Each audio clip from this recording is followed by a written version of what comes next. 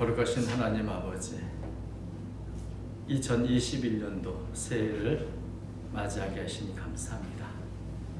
주님께서 함께해 주셔서 올 한 해 주의 평강과 은혜가 넘치는 하나가 되게 하시고 주의 뜻을 이루는 하나가 되도록 인도해 주옵소서. 말씀을 통해 권고해 주시고 늘 말씀을 가슴에 품고 말씀으로 승리하는 삶을 살아가는 저희 모든 성도가 되도록 인도해 주옵소서. 주님, 힘이 부족한 종이 주의 말씀을 전하오니 전하는 자나 받는 자가 주의 은혜 안에서 다시금 주의 뜻을 깨닫는 한 시간으로 삼아 주옵소서. 함께 하실 줄 믿사오며 모든 것을 살아계신 예수님의 이름으로 기도하옵나이다. 아멘.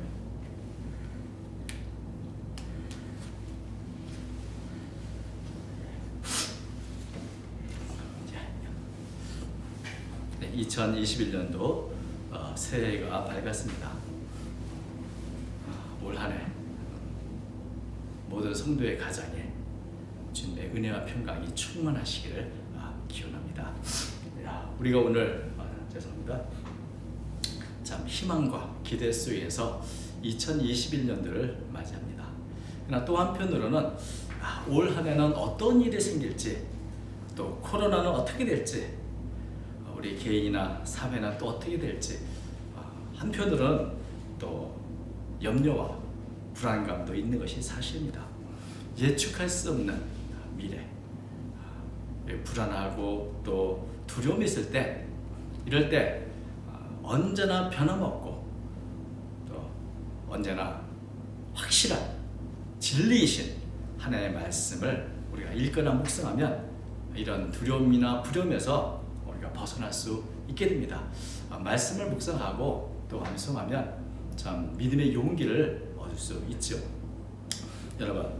여러분들은 마음이 힘들고 또 어려운 형편에 있을 때 내가 외울 수 있고 또 묵상할 수 있는 그런 성경 구절이 얼마나 있습니까? 네. 예전에 우리가 성경 암송대회도 하고 그랬는데 갈수록 이런 성경을 외우는 일이 좀 적어지지 않나 하는 염려도 있습니다. 성경 구절들은 우리가 어려울 때 참 힘이 되고 용기를 주는 그런 많은 능력이 있습니다. 그래서 저는 이 2021년을 시작하면서 다른 우리가 외워야 할 참 좋은 구절들이 많이 있지만 무엇보다 시편 23편을 외울 것을 추천드립니다. 시편 23편은 특히 마음이 힘들 때, 어려운 여건이 있을 때 우리에게 용기를 주고 믿음을 주는 그런 귀한 말씀입니다. 사실 이 시편 23편은 흔히 만능 시편이라고 이렇게 부르기도 합니다. 만능, 치트키, 게임을 할 때 이길 수밖에 없는 그 비법이 있는 그런 키죠. 이 23편은 사실 누구에게나 쓸 수 있고 어떤 환경에서도 적용될 수 있는 아주 유용한 말씀입니다. 우리가 살아가면서 어떤 상황에서도 적용이 되는 그런 말씀, 만능 성경 구절이죠. 이 시편은 어린아이들에게도 잘 맞습니다. 또 나이가 많으신 어른들에게도 적용이 됩니다. 기쁘고 즐거울 때에도 이 말씀은 우리에게 큰 힘을 주고 또 적용이 되고, 또 슬픔과 고난 중에 있을 때도 이 말씀은 우리에게 위로를 주는 아주 그런 적용이 됩니다. 한 해를 마무리 질 때도 이 구절은 적용이 되고, 이렇게 한 해를 시작할 때에도 적용이 됩니다. 우리의 삶에 어떤 환경이 있든지 이 시편은 늘 우리 곁에서 우리를 위로하고 믿음의 용기를 주는 그런 말씀이기 때문에 올 한 해 이 시편 먼저 외우고 또 이렇게 암송하고 묵상하면서 지냈으면 좋겠다 하는 생각이 듭니다. 시편 23편은 우리가 잘 아시는 것은 다윗의 시이죠. 다윗이 만나고 경험했던 그 하나님의 은혜에 대한 믿음의 고백이기도 하고, 또 자신이 경험했던 삶에서 우러나오는 간증이기도 합니다. 그러나 이것은 다윗에게만 해당되는 것은 아니고 하나님을 나의 목자로 믿고 섬기는, 고백하는 모든 성도들에게 그대로 적용되는 보편적인 그런 고백과 간증의 내용이기도 합니다. 올 2021년도는 이 시편 23편을 고백하며 시작하고 또 5월 한 해를 마칠 때에도 이 고백을 주님께 드리며 마쳤으면 좋겠다는 그런 생각으로 오늘 시편 23편을 살펴보고자 합니다. 이 시편 23편에 또 여러 가지 참 말씀드리지만 저는 다윗이 고백했던 세 가지 고백, 그것이 바로 우리 성도들의 고백이 되기를 바라며 말씀을 전하려고 합니다. 다윗은 이 시편 23편에서 가장 먼저 자신은 나에게는 부족함이 없다 그런 고백을 합니다. 여호와는 나의 목자시니 내게 부족함이 없으리로다. 그가 나를 푸른 초장에 푸른 풀밭에 누이시며 쉴 만한 물가로 인도하시는도다. 사실은 아무리 많은 것을 가지고 있어도 늘 부족하다고 느끼는 게 사람입니다. 좀 더 있었으면 좋겠다. 그런데 다윗은 자신에게 부족함이 없다 이렇게 고백을 하는 것이죠. 여러분, 이런 고백이 왜 나왔습니까? 다윗은 모든 것을 갖고 있는, 누릴 수 있는 왕이기 때문에 그렇습니까? 그렇지 않습니다. 여러분, 저는 왕이 되어보지 못했지만 왕이 돼도 늘 부족한 것 뿐입니다. 더 갖고 싶고 더 누리고 싶고 더 점령하고 싶은 거 투성일 것입니다. 왜냐하면 사람은 가지면 가질수록 더 갖고 싶고 누리면 누릴수록 더 누리고 싶은 것이 본성이기 때문에 그렇습니다. 전도서 1장 8절 뭐라 말씀하시죠? 눈은 보아도 족함이 없고 귀는 들어도 가득 차지한다. 더 좋은 것을 보고 싶고 더 좋은 것을 듣고 싶은 마음이 바로 사람의 본성이죠. 또 그렇기 때문에 사람들의 삶은 많은 것을 가졌음에도 불구하고 또 어떤 면에서 가진 사람일수록 잠언 30장 15절에 보면 이 거머리에게는 두 딸이 있어서 아무리 먹어도 배부른 줄 모르고 더 달라고 항상 다오다오 한다는 그런 말씀이 있는데, 그렇게 사람은 자기가 가진 것에 전혀 조금 더 만족하지 않고 늘 더 갖기를 더 달라고 하며 살아가는 법입니다. 그런데 이처럼 늘 부족하다 느끼고 더 가졌으면 좋겠다 생각하는 것이 사람인데, 다윗은 어떻게 자기 자신은 부족함이 없다고 말할 수 있는가? 사실 나에게 부족함이 없으리로다 라는 고백은 하나님을 목자로 섬기는 믿음의 고백이고 간증인 것입니다. 하나님이 나의 목자가 되시면 나는 당연히 부족한 것이 없겠다는 것입니다. 여러분, 목자의 임무는 무엇입니까? 바로 양을 돌보는 것이죠.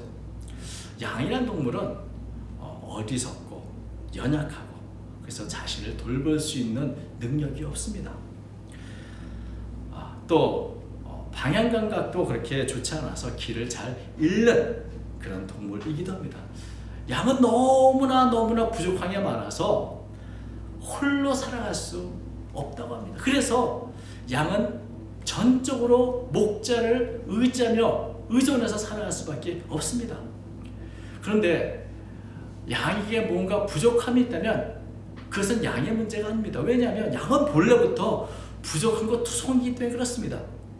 만일 양에게 부족함이 있다면 그것은 양의 문제가 아니라 목자의 문제가 되는 것입니다.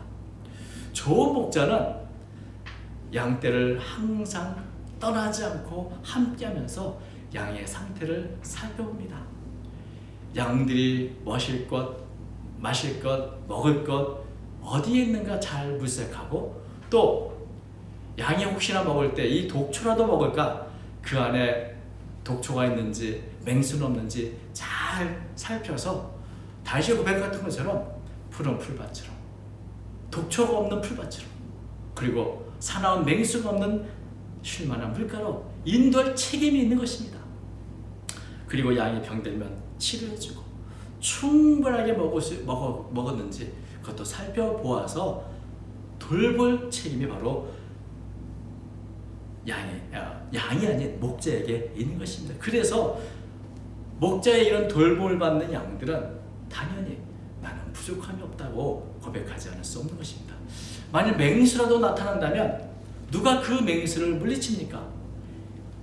바로 목자가 양을 위해서 자신의 생명을 걸고라도 싸워 나가는 것입니다. 그렇게 철저한 보호와 철저한 인도를 받는 것이 양이기 때문에 다윗은 하나님이 나의 목자이시기 때문에 나는 부족함이 없다. 어떻게 보면 부족할 수가 없는 것이죠.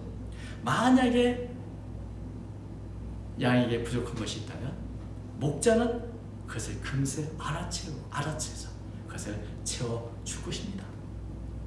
그래서 다윗은 자신의 왕으로서의 어떤 권력이나 재능이나 어떤 능력 때문에 나는 부족함이 없다고 고백하는 것이 아니라 주님은 목자이시고 양들의 모든 필요를 채워주시는 분이기 때문에 그런 하나님이 나의 목자시키다는 부족함이 없다고 말하는 것입니다. 이것은 어떤 면에서는 하나님의 돌보심에 대한 믿음의 표현이라고 저는 생각합니다. 하나님이 나의 목자이신데 나는 늘 부족한 것 투성이야 라고 말하는 것은 하나님이 하나님 책을 다 하지 못했다고 오히려 불신하고 추궁하는 것과 또 같은 것입니다. 정말 하나님이 나의 목자이심을 믿는다면 우리는 어떤 때에라도 나는 부족함이 없으리로다 고백하게 될 것입니다. 이것은 다윗만의 고백이 아니라 하나님을 선한 목자로 고백하는 모든 성도들의 고백이기도 한 것입니다. 그러나 죄송합니다. 이게 말이 자꾸 이렇게 하네요.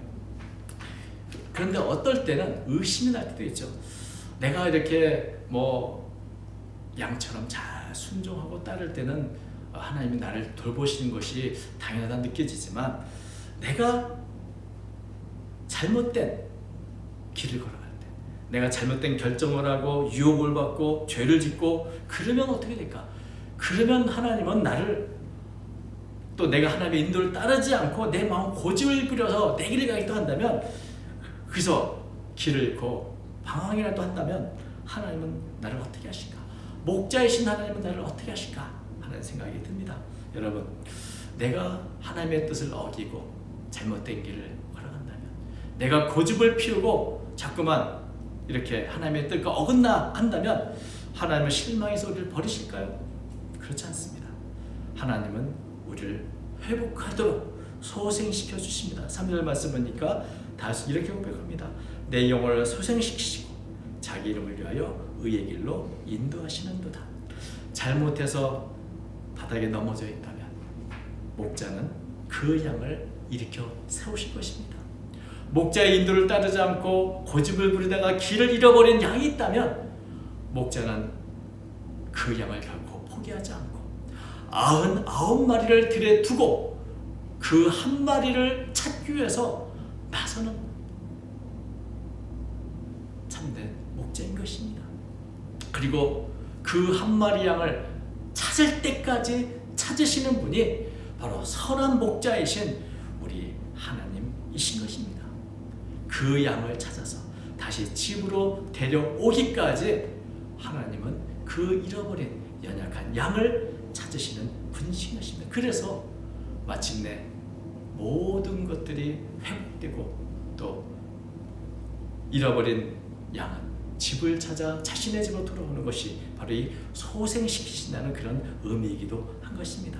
여러분, 하나님은 하나님의 이름을 걸고 우리를 소생시켜 주시고 우리를 올바른 길로 인도하시는 선한 목자이십니다. 그러므로 우리는 언제나 나는 부족함이 없다, 이런 고백을 할 수 있는 것입니다. 또 두 번째, 다윗은 이런 고백을 합니다. 주님이 나와 함께 하신다. 4절, 내가 사망의 음침한 골짜기로 다닐지라도 해를 두려워하지 않을 것은 주께서 나와 함께 하심이라. 주의 지팡이와 막대기가 나를 안위하시나이다. 다윗이 이 시편 23편을 지었을 때는 어떤 배경이었을까? 어떤 환경이었을까요? 여기에 대해서는 여러 가지 다양한 견해가 있는데 다윗이 노년에 자신의 인생을 회고하며 지은 것이 아니겠는가 하는 그런 견해도 있고, 또 어떤 분은 이것은 사울에게 쫓겨다니던 그런 때에 지었던 지었다고 하는 견해도 있습니다. 또 어떤 분은 다윗이 자신의 아들인 이 압살롬의 반역 때문에 피신해서 광야에 살 때 지었던 시편이라고 하는 그런 견해도 있습니다. 어느 때 어떤 환경에서 이 시편을 지었는지 정확하게는 알 수 없습니다만, 그러나 적어도 한 가지는 분명합니다. 다윗은 인생의 쓴 경험, 사망의 음침한 골짜기를 걸어갔던 그런 경험을 맛보았 것에 대해서는 의심할 여지가 없다는 것입니다. 자신의 인생에서 어렵고 쓰라린 경험, 사망의 음침한 골짜기를 갔을 그런 두려운 길을 걸어간 경험, 다윗에게 있었던 것입니다. 우리가 1절과 2절만을 보면 다윗은 참 잔잔한 쉴만한 물가나 푸른 초장으로만 다녔 것처럼 느껴질지 모르지만 사실은 사망의 음침한 골짜기를 다닐 때가 있었던 것입니다. 사망의 음침한 골짜기라는 말은 어둠 그리고 사망이 합쳐진 단어입니다. 다시 말하면 흑암과 같이 칠흑 같은 깜깜한 어둠의 그 죽음의 골짜기, 다윗이 그 길을 건넜다는 것이죠. 사실 다윗의 삶을 보면 결코 우리가 언젠가 말씀드린 것처럼 꽃길만 걸은 것은 아니었죠. 오히려 수많은 죽음의 위기를 지내왔습니다. 어릴 때 목동으로 양을 지키며 사자나 곰과 싸웠을 때도 그랬지만, 골리앗을 죽여서 민족의 영웅이 되고 사울왕의 사유가 되어서도 늘 위기의 연속이었고 늘 쫓기는 삶이었고 죽음과는 한 걸음 차이로 살아왔습니다. 여러분, 죽음과 그렇게 멀지 않은 사이에서 걸어가는 삶의 모습, 죽음의 음침한 골짜기, 사망의 음침한 골짜기를 다니는 이 경험은 다윗만 가진 것은 아닙니다. 저는 최근에 인터넷에 보면은 이 사고에 대한 블랙박스 영상이 있는데, 저도 운전하는 한 사람으로서 도무지 피할 수 없는 그런 사고들이 참 많이 있더라고요. 그것을 보면 우리가 지내온 운전하며 왔던 길이든 우리가 걸어갔던 길이든 언제나 이런 사망의 음침한 골짜기 같은 사건과 사고는 우리 곁에 있는 것입니다. 코로나19를 우리가 겪으면서 그것이 사실 그렇게 먼 이야기가 아니라는 것을 우리도 느끼고 있죠. 이렇게 칠흑 같은 죽음의 골짜기를 지나간다면 누구나 두려워할 수밖에 없는데 다윗은 말합니다. 나는 두려워하지 않는다. 왜? 주님이 나와 함께 하시기 때문이다. 주님이 나와 함께 하는 것을 믿기 때문에 내가 어떤 골짜기를 가더라도 난 두려워하지 않는다. 언제나 주님의 지팡이와 막대기가 나를 보호하시고 나를 인도하실 것이다. 이런 믿음이 있기 때문에 다윗은 두려워하지 않는다고 말하고 있는 것입니다. 참 어렵고 힘든 환경에서도 결코 혼자가 아니다. 주님이 나와 함께 하신다. 주님이 사용하시는 지팡이와 막대기가 나를 악용하고 있다. 이것을 생각하면 우리는 두려워하지 않고 용기를 낼 수 있는 것입니다. 무엇보다 가장 좋은 것은 하나님이 우리와 함께 하신다는 것이다. 이 말은 감리교회 창시자인 요한 웨슬레가 88세로 이 땅을 떠나갈 때 마지막으로 했던 말입니다. 세상에서는 우리 가족이 있고 또 친구가 있고 동료가 있고 우리 형제자매들이 있어서 어렵고 힘들 때 큰 힘이 되고 위로가 됩니다. 그러나 우리 인생에는 누구도 함께 할 수 없는 그런 때가 있습니다. 가족도 친구도 동료도 함께 할 수 없고 오직 나 혼자만 걸어가야 한 그런 시기도 있는 것입니다. 그러나 그런 때에도 주님은 우리와 함께 하십니다. 주님이 언제나 함께 하신다. 여러분, 2020년도에도 주님은 날마다 우리와 함께 하셨고 2021년도에도 우리가 잊어버리고 우리는 알지 못하고 우리 눈에 보이지 않는다고 무시할지는 모르지만 주님은 언제나 우리 곁에 우리와 함께 하셔서 우리를 살펴보고 계시는 분이라는 것입니다. 그러므로 이런 주님이 나와 함께 하신다, 이런 고백 우리 날마다 고백하며 나가야 될 줄로 믿습니다. 그 세 번째, 다윗은 내 잔이 넘치나이다 하는 고백을 합니다. 5절, 주께서 내 원수의 목전에서 내게 상을 차려주시고 기름을 내 머리에 부으셨으니 내 잔이 넘치나이다. 다윗은 자신의 삶 전체가 하나님의 은혜로 가득했던 그런 삶이라는 것을 고백하는 것입니다. 다윗이 자신의 인생에서 경험했던 승리와 복된 삶은 자신의 힘으로 이룬 것이 아니라 하나님이 주셨던 은혜였고 축복이었다. 저는 이 고백을 참 좋아하고 저도 이런 고백을 하기를 원합니다. 내 잔이 넘치나이다. 하나님의 은혜는 내가 생각하는 것보다 더 많고 더 크십니다. 어떤 면에서는 우린 너무나 작지요. 정말 종지만한 그릇 같은 그런 우리들입니다.